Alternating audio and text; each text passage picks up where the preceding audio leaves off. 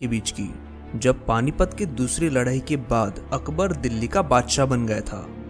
अकबर ने अपना साम्राज्य विस्तार चालू किया और पूरे हिंदुस्तान के राजाओं ने उसका आधिपत्य स्वीकार कर लिया था।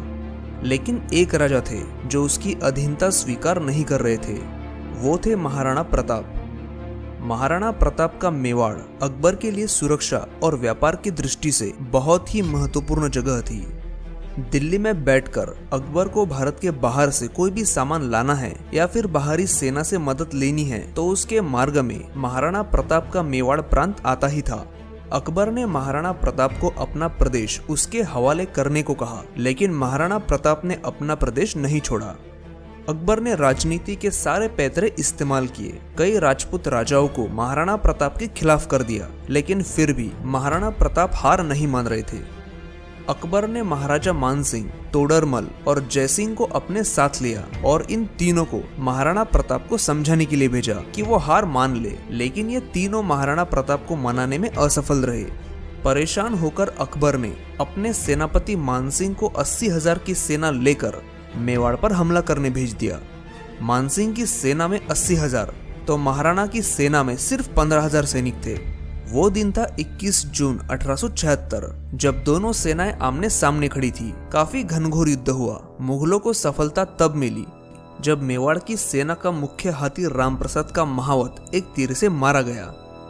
महाराणा प्रताप अपने घोड़े चेतक पर सवार होकर हाथी पर बैठे मानसिंह के सामने आए और उस पर अपने भाले से जबरदस्त हमला किया। हमले में मानसिंह भी जख्मी हुआ और उसका महावत भी, लेकिन उसी समय उसके हाथी के सूंड में जो तलवार थी उससे चेतक के पैर घायल हो गए। मुगल सैनिकों ने तत्काल मानसिंह की घेराबंदी की और उसे बचा लिया। अपने प्रिय घोड़े चेतक के जख्मी होने से महाराणा चिंतित हो गए और अपने खेमे में आ गए।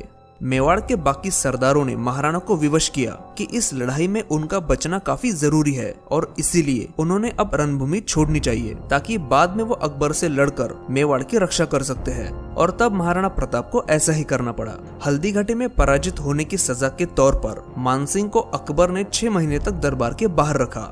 उधर महाराणा प्रताप अपने कई सरदारों को युद्ध में खोने के बाद अकेले पड़ गए थे, लेकिन फिर भी उन्होंने हार नहीं मानी। वो जंगल में भीलों के साथ रहने लगे, उन्हीं की तरह खाना खाने लगे, जमीन पर सोने लगे और भीलों को मिलाकर उनकी सेना भी बनाई। हल्दी घाटी के आसपास मौजूद पहाड़ियों की और जंगलों की महाराणा को अच्छी जानकारी थी, क्योंकि उनका पूरा बचपन यही बीता था और इसीलिए उन्होंने छापामार युद्ध नीति का इस्तेमाल किया। भले ही मेवाड़ पर अकबर को जीत ना मिली हो, लेकिन मेवाड़ ऐसा इलाका था जहां से अकबर की सेना को गुजरना ही पड़ता था। महाराणा के सैनिक उस पहाड़ी इलाके में फैल जाते और अकबर की सेना पर हमला करते।